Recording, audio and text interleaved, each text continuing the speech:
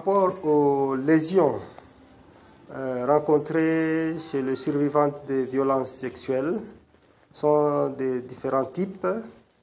Nous avons d'abord des lésions qui peuvent être d'ordre gynécologique, lésions hyménéales, déchirure de cul-de-sac de Douglas.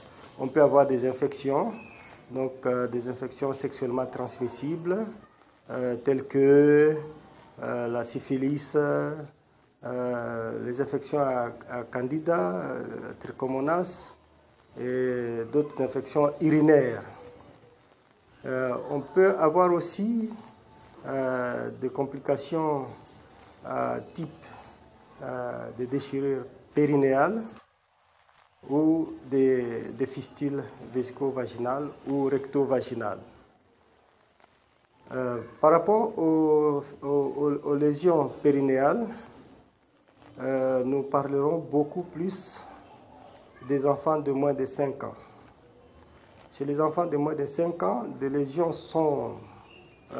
évoluent de moins graves aux lésions sévères. Par rapport aux fistules urogénitales, cela peut survenir lorsque il y a introduction, pénétration d'un corps étranger ou des violences avec une violence extrême. Ça peut être aussi des lésions, donc des fistules indirectes. Cela peut survenir lorsque une femme est tombée enceinte et lors de l'interruption des grossesses, cela peut entraîner des lésions vésicales ou des lésions digestives, donc entraînant ce qu'on appelle fistule vésico-vaginale ou fistule recto-vaginale. Donc la prise en charge, surtout pour ce qui est des enfants, comme on a dit, est rendue possible et facilitée par cette classification de Denis Mukwege chez les enfants de moins de 5 ans. Donc lorsque les lésions sont légères, la cicatrisation peut se faire d'elle-même. Lorsque les lésions sont sévères ou même graves, et à ce moment-là, il faut une préparation et après la réparation peut être possible. Donc en général, ce sont les lésions que nous retrouvons dans le cadre des violences sexuelles ici à l'hôpital général de Panzi.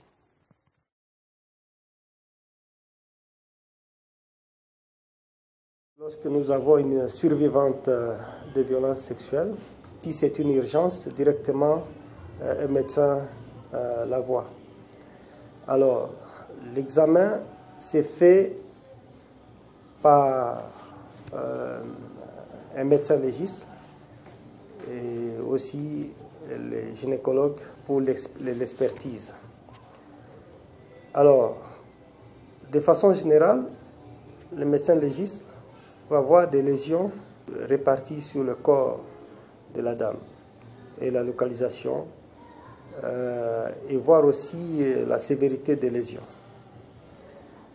Et puis, sur le plan gynécologique, cela revient au gynécologue pour pouvoir typer les lésions et voir aussi la gravité et pouvoir faire une meilleure prise en charge.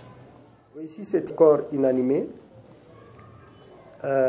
L'équipe des médecins légistes s'en occupe et pour identifier les lésions et à la fin le médecin légiste va faire un certificat et ce certificat permettra qu'on puisse identifier si c'était vraiment criminel ou si c'était personnel.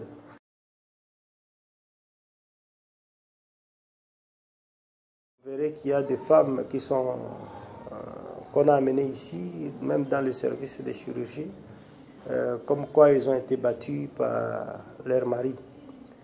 Et ça peut arriver aussi à certaines femmes, parce qu'on reçoit aussi des femmes enceintes qui ont été même tabassées par leur mari. Parfois, un avortement peut survenir dans ce type de circonstances. Donc, en dehors de cette histoire de violences sexuelles, il y a aussi des violences domestiques.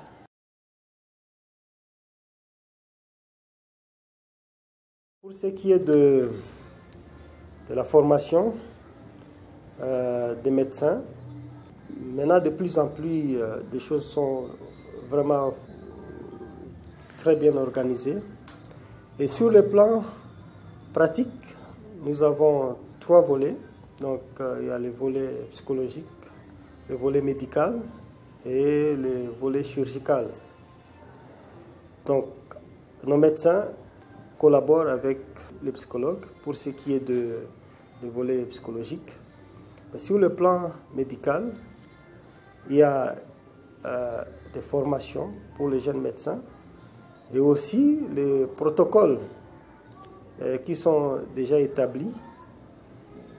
Si ce sont des survivantes avant 72 heures, le protocole est bien codifié, c'est-à-dire prévenir pour ce qui est des infections sexuellement transmissibles et il suffit de faire une prévention pour le VIH et aussi une prévenir une grossesse éventuelle. Pour ce qui est des volets chirurgicaux, si c'est une urgence, c'est-à-dire aller faire l'hémostase, arrêter l'hémorragie, directement la dame est acheminée vers le bloc opératoire.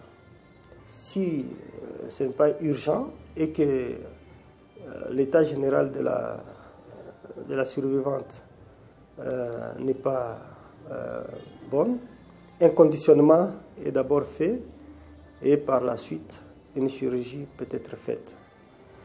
Donc nos médecins et jeunes médecins qui viennent souvent pour les stages ici chez nous à l'hôpital régional de Panzi, il y a une discussion qui s'est faite par rapport au protocole, par rapport aux différentes prises en charge chirurgicales. Oui, pour ce qui est des volets chirurgicaux,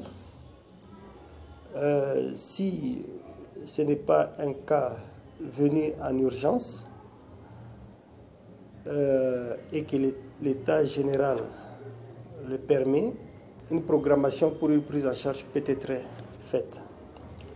Et si l'état général à ce moment-là n'est pas bon, un conditionnement sera fait et la prise en charge chirurgicale, le traitement chirurgical sera différé et quand l'état général le permettra, une programmation pour un traitement chirurgical va être organisée.